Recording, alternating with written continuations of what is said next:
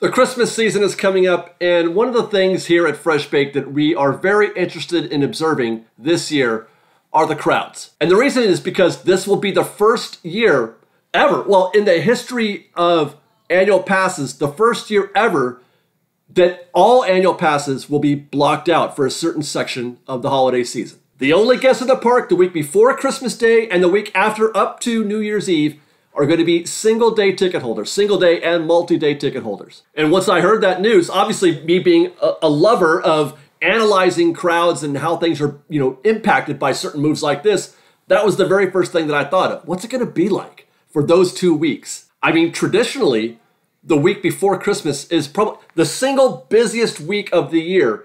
Traditionally, is the week, either the week before Christmas or the week after Christmas.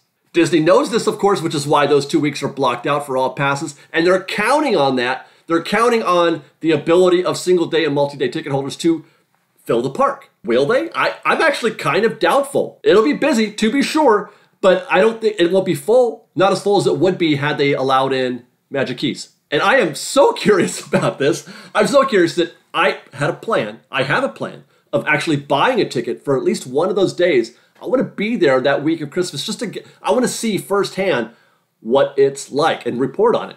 That's what we do. Now, all of that is prologue to an interesting development on the Disneyland website. I've been advised by a code warrior friend that he's seen some interesting changes in the code for the website, specifically for the Magic Key calendar. And by that, I mean we're not seeing similar code changes to the single-day or multi-day ticket calendar. Now, it's fairly common for people who are familiar with writing web code, it's very common for those types of people to extract data, extract information from the Disneyland website, scrape it for whatever purpose they might need. And sometimes the scripts that they write to extract that data, they break. And they break because something has changed on the code for the website. This happened a few days ago, and upon further inspection, this friend noticed not only was there an actual physical change to the code, but also an almost imperceptible change to the way that the Magic Key reservation calendar looked. Specifically, the little calendar dates, the individual dates for each day on the calendar. Not so much that the casual eye would have picked it up, but we're talking pixels. And that suggested that something was done on the back end that affected the way that those dates, those calendar dates looked. They had to redraw them for some purpose. Meanwhile, the code changed to allow for the actual date elements to be more flexible. And again, this is just for Magic Keys, not for single-day tickets, and also, by the way, not for the Park Pass reservation system in Walt Disney World. It's happening only here at Disneyland. It's happening only on the Magic Key reservation calendar. And the change in that code appears to be an indicator that they are going to change what appears on the actual date field on the calendar. And that can mean a couple of things. One of them is price. They could be looking to add a price element to the individual dates, very much like the price element that you can see already on the single-day ticket calendar, where when you buy a ticket, it asks you what date you want to make your reservation for, and that calendar can toggle between which parks are available and what the price would be, because it's flexible rates. And that goes towards this being just for the Magic Key. That's a new feature. That would be a new feature for the Magic Key calendar, whereas it's already an existing feature on the single-day calendar, thus no change to the code needed. So what if that price element, possibility of a price element existing on the Magic Key calendar, what if that's because Disney is possibly looking to sell individual tickets to Magic Key holders, selling individual tickets for that 2-week stretch where Magic Keys are blocked out? Now, if we take this line of thinking further, the question would then be why? Why would they want to be doing that? Well, that could have always been the plan. It's very likely that was always the plan. Or it could be that maybe they're not selling, or they're not projecting to sell as many single-day tickets as they were hoping to for the upcoming holiday season. In either case, from a business perspective, this makes perfect sense. It's actually kind of brilliant. There will be more than a little FOMO from Magic Key holders. I'm already feeling the FOMO, which is why I'm considering buying a ticket to begin with. There's going to be more of that from other key holders, I'm sure. Not everybody. Most are probably going to be fine with skipping that 2-week stretch, which is why those guests probably opted for the Believe Key to begin with. They didn't need that 2 weeks. But there will be a subset of Inspire key holders who want to be in the park for either Christmas Day or New Year's Day or New Year's Eve or any of those dates. So from a financial perspective, Disney is collecting all of that AP revenue. They're collecting all of it. There's no break. The prices, the renewals for Inspire keys were at the same price as they were before, except you're now getting 2 weeks less for that same price. And then you're going to collect more revenue on top of that. You're going to double up in a way, kind of like how they double up with on the After Dark events situation, where people are paying full price for park access during the day, and then they get another wave of tickets sold for the evening. Meanwhile, it's also consistent with something that we've been observing lately, Disney's trend. They're trying to find areas where there is a perceived extra value, where the guests are getting a pretty good deal. They're trying to identify these little segments and figuring out ways to monetize those small little segments of the operation. The Dream Key had a value gap between it and the next key below it, the Believe Key, those 2 weeks. In other words, with the Inspire Key now being blocked out, they are able to monetize a stretch of the calendar that was previously free. I say free because, I mean, you were paying for it, but as I mentioned before, the price hadn't changed between Dream Key and Inspire Key. So that is technically a free 2 week stretch that they would have had, the Dream Key would have had in relation to the Inspire Key. And it'll work too, because there are some guests who may or may not have been on the fence about whether or not they wanted to be in the park for that 2 week stretch. This would take them off the fence, depending on the price. Maybe something like, $50 per ticket or $100. You're getting a discount for being a Magic Key holder off the regular rate, $50, $100 or something like that. Now, having said all of that, just understand that this is pure speculation. This is not a done deal. This is something that we are just postulating that's a possibility. In fact, it's not even the only possibility for the change to the code and for the change of the physical appearance of those boxes, on the calendar. There could be other reasons for them to do that. It could also be a sign of another change, something that we had theorized a few weeks back about something that they might be planning to do with annual passes. A new category of Magic Key that is time restricted. A pass that restricts when you can enter the park. A Twilight Pass, if you were. For you golf fans, a Twilight rate. A pass that lets you in the park only after a certain time. 3 o'clock in the afternoon, 5 o'clock in the afternoon, maybe afternoon, I don't know, something like that. But you just can't go in the morning, perhaps. As a matter of fact, I just said we theorized that about a couple weeks ago. I think, didn't we theorize about that before the Magic Keys were even revealed, before when there were no annual passes being sold? We talked about that being a possibility, now that I recall. Or how about this? How about a pass that is strictly for one park? A Disneyland only pass or a California Adventure only pass, no park hopping. Whatever the case may be, one thing that I'm pretty confident that we can discern from this is that they are doing something. They are doing something to the Magic Key calendar. And if they're doing something, it means that there is at least some sort of marginal future for annual passes. An approach similar to what they're doing with single day tickets or Genie Plus now, with individual Lightning Lane. Many more degrees of variation. What do we got now for single day tickets? 7 different price points. There's flex pricing now for Genie Plus, similar to what they had for Lightning Lane. So where now they have, 4 Magic Key levels, maybe they have 7 or 8 or even a dozen. And where the reservation calendar today is strictly a yes or a no, book or don't book. Now it could be book for after 3 p.m. or it could be book for DCA only, that pass. Or look for passes that have a myriad of other a la carte items that you can add on to it. Add-ons for parking, Magic Morning Early Access, extra reservation slots, Genie Plus, or even extra entrances to the park on days where you would have otherwise been blocked out. And by that I mean, let's say you have the Believe Key, you're blocked out for a certain weekend in the summer, and you have 2 times. 2 times during the year, you can still get in, use up one of those spots to enter into the park when you would have been blocked out otherwise. And by the way, most everything that I just talked about was already covered, has already been previewed in that survey that we did almost 2 years ago. These are things that are on Disney's mind. They have been on Disney's mind for a while. And now, almost 2 years later, they could be looking to implement some of that. And when I first saw that survey, I thought it was simply just to determine what kind of pass they were going to sell. What is it? What did we want? What did we value? What would that pass include? Which is interesting when you think about it in hindsight, because the pass that we wound up getting was exactly the same as the one that we had before the shutdown. But notice that that survey also included a price. And there are lots of variations on the price, asked in many different ways.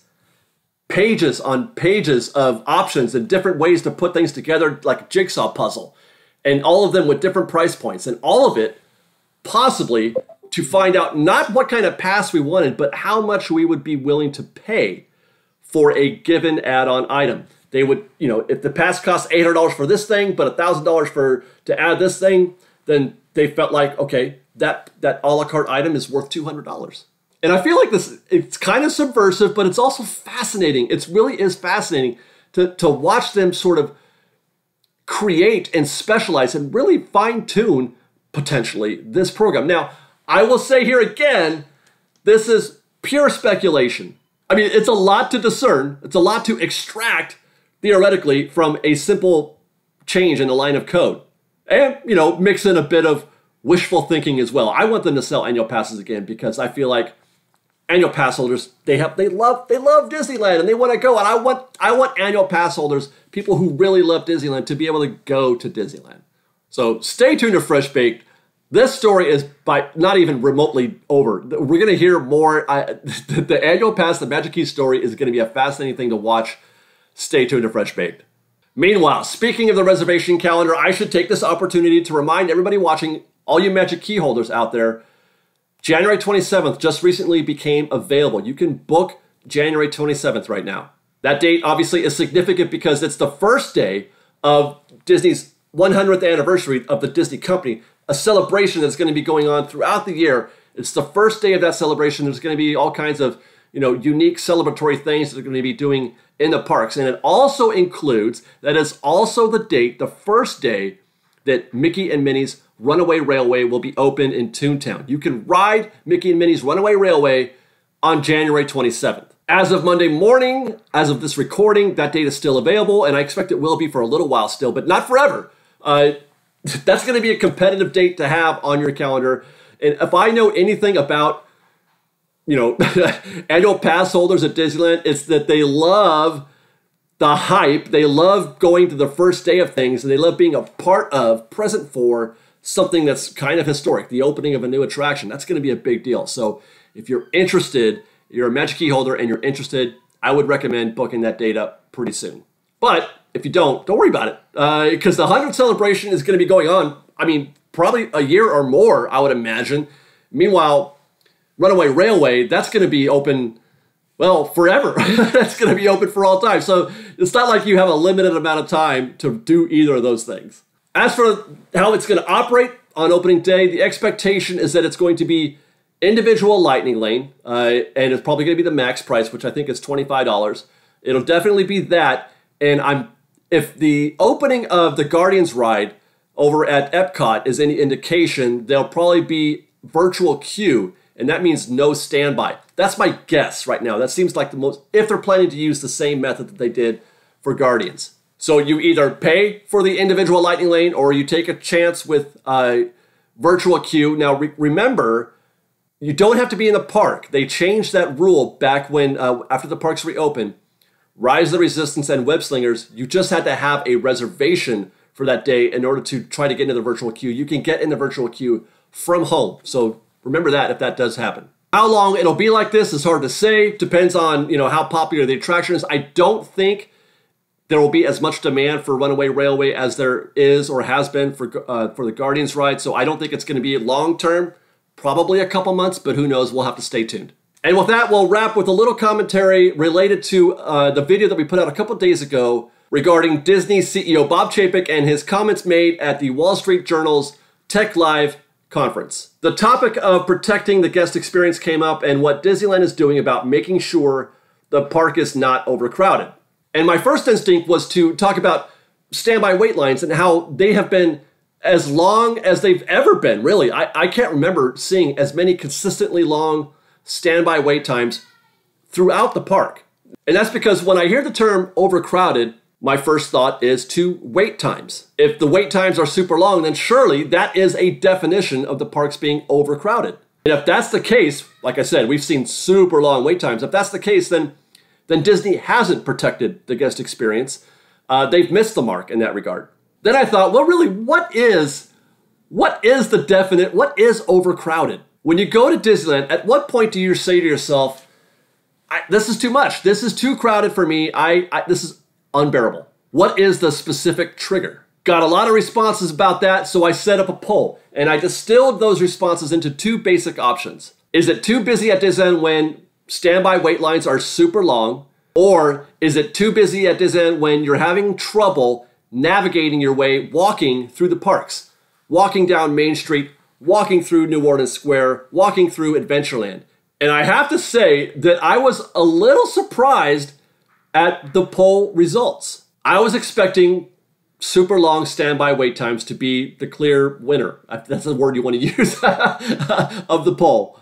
And that's because it's the most identifiable, it's the most quantifiable thing when you have this conversation. It's a thing that you can look at and say without doubt, oh my gosh, there's 120 minutes. That is too long. It's easy to say that. It's easy to observe. But the vote went to walkways when the walkways are too crowded. The vote was, nearly even, 54% to 46%. But as I was expecting it to be something like 70-30 the other way, I feel like the results are kind of shocking. But it goes towards something that I often observe or refer to, the park itself and the guests who visit. Disneyland is so wonderful, so beautiful, so expert in its ability to make you feel a certain kind of way.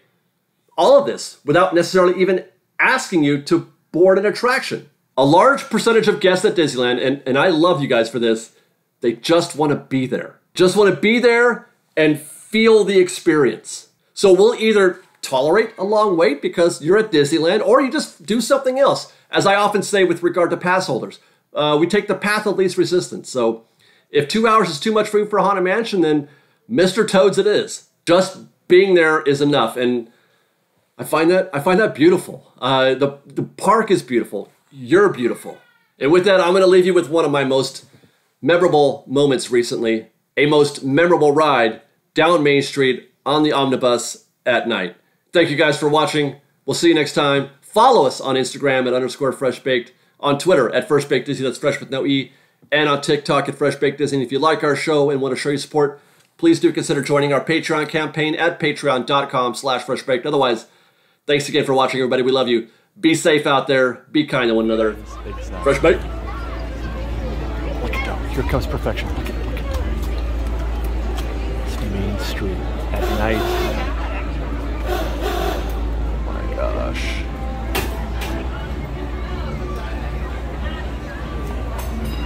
Papa, maybe there's another one over here.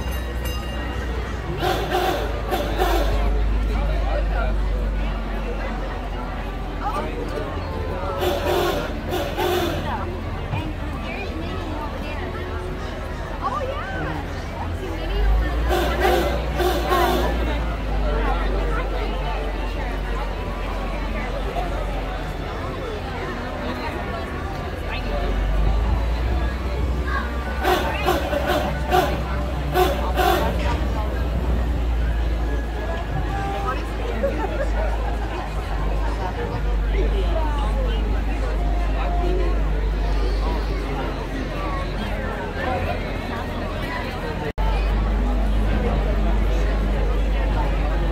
I accidentally turned the camera off. I'm so sorry.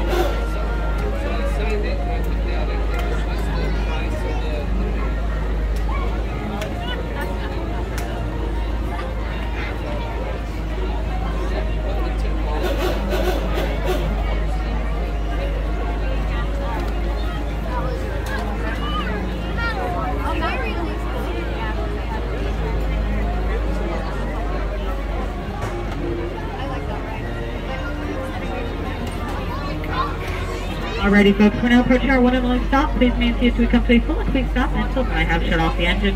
For our friends upstairs, please make sure you watch our step, use those handrails, and offer a hand to those little ones so they can down as well.